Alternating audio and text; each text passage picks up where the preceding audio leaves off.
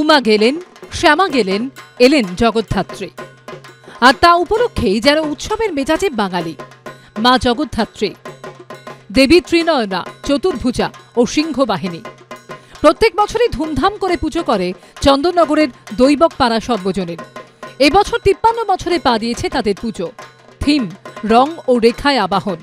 চন্দননগরের দৈবকপাড়া সর্বজনীনের জগদ্ধাত্রী পুজো এবছর 53 পা দিল।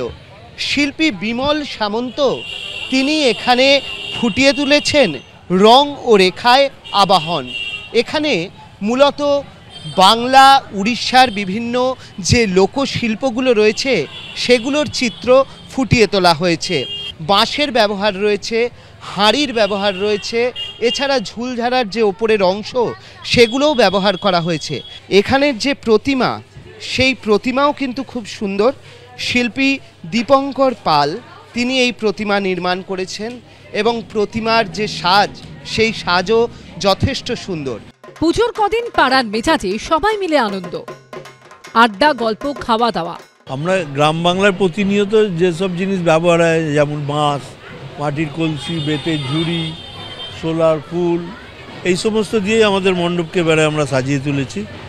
আর এর মধ্যেই বিমল সামন্ত এগুলো দিয়েই মণ্ডপ সাজিয়েছেন। আর এছাড়া এই যে বিভিন্ন আর্টের কাজ হয়েছে, উড়িষ্যার গ্রামের থেকে নিয়ে এসে যেসব আর্ট ব্যবহার হয় সেই আর্টগুলো আমাদের মণ্ডপে ব্যবহার করা হয়েছে। মন ভালো করা মাতৃ প্রতিমা থেকে মণ্ডপ সজ্জা, সকাল থেকেই পাড়ার মানুষের ভিড়, বাইরের ভিড়, সব মিলিয়ে নির্ভেজাল আনন্দ।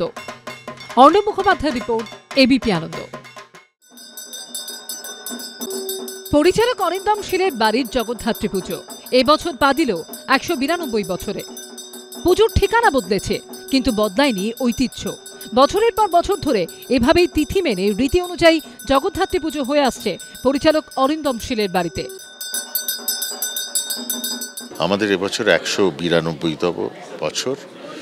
জন্মে থেকে দেখে আসছি আমাদের শ্রীগোপাল মল্লিক লেনের বাড়িতে ঠাকুরদা, বাবা, কাকা সবাই মিলে পুজো করতেন।